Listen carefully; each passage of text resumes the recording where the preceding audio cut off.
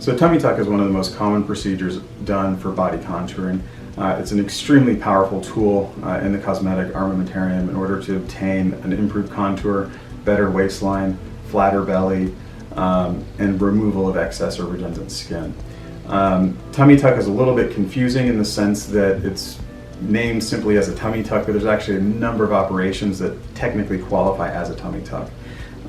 For this reason, it's very important to go to a fully trained, board-certified plastic surgeon who's trained in all of the different evolution and techniques related to body contouring and tummy tuck.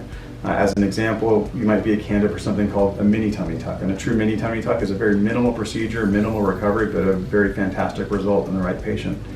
Similarly, other patients might need something more significant than that. For example, if you've lost a lot of weight and have a lot of extra skin, you might need an extended tummy tuck. What that involves is more surgery, more removal of skin, and a more aggressive operation. These are all kind of variations on a theme that go from something with minimal surgery involved all the way to something that's much more powerful, but also a bigger recovery, things like that.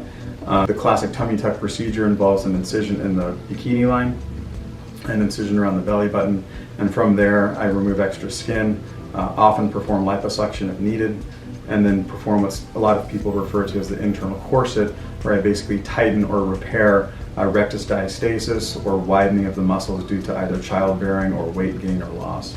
The advantage of doing all of that is that it narrows the waistline and provides a more hourglass type appearance to the waist and hip line.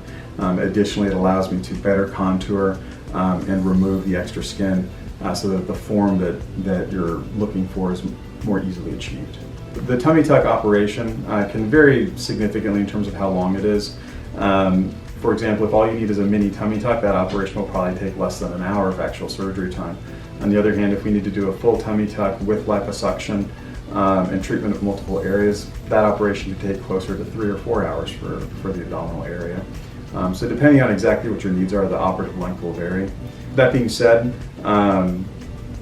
almost any tummy tuck or body contouring operation you can think of takes less than about 4 hours, which is well within the range of what's considered a safe anesthetic time. The recovery for a tummy tuck, in general, I encourage people to leave themselves about 2 weeks to fully recover. There is some variation in this. For example, if you have a mini tummy tuck, that's a much easier recovery, much faster recovery. But the vast majority of patients get some modification or form of a full tummy tuck, which includes the rectus plication or internal corset. And once you do that internal corset procedure, it does add to the recovery. In general, most patients feel sore for the first 3 to 5 days. The first couple of days, people are pretty sore, taking prescription pain medicine and just kind of staying on top of things. After day 2 or 3, most people are feeling much better. They're moving around the house much more and kind of feeling back to normal. The reason I suggest people take 2 weeks off, most people are probably ready prior to that to kind of resume normal activities, but I'd rather overestimate than underestimate on that. And depending upon how aggressive and how tight I make things, oftentimes patients kind of walk like a little old lady and they're bent over because of the tightening of the skin, and it takes time for that to stretch out so that you can walk upright and normal again. And the time for that to happen is patient dependent. But 2 weeks covers just about everybody and is a safe number in terms of setting aside time for planning surgery. So scar healing is important for every cosmetic surgery that we do. We always want the best possible scar that we can possibly achieve. A perfect scar is a scar that is pale white, razor thin, and flat. That's the best we can possibly do. In addition to that, we try to put it in areas that are camouflaged naturally by skin creases or places that are hidden by garments that are commonly worn.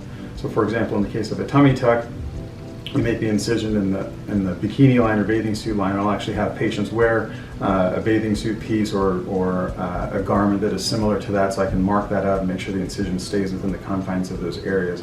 And that way, in 90% plus of your clothing, it's going to stay hidden, just not be able to be seen.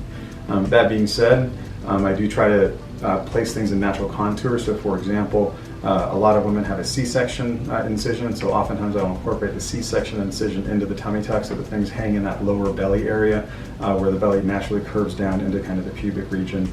And so we take advantage of those natural curves and crevices of the human body to camouflage those areas. In addition to good surgical technique and judicious placement of incisions, another very important aspect of obtaining a good scar is, of course, scar therapy.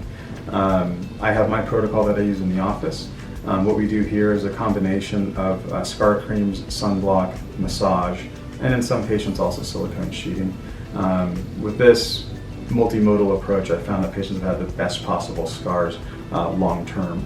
That being said, scar care is a process. Scars mature over the course of 12 months, and so to obtain that best scar really does require diligent work on the part of the patient over the course of that 12 months to make sure we get the best possible scar in the end. So the patient once asked me, do I have to be a mommy to have a mommy makeover? I feel like I might need a tummy tuck too. The answer is of course not. So mommy makeover is just a specific demographic where we take these techniques, and it's just a common procedure we use to take care of a lot of the problems that can develop after having babies. That being said, there are many patients who get the same issues for other different reasons. As an example, gaining a lot of weight or losing a lot of weight, having a lot of sun exposure, things like that can lead to excess skin or excess fat or laxity of the abdominal wall and widening of the six-pack muscles.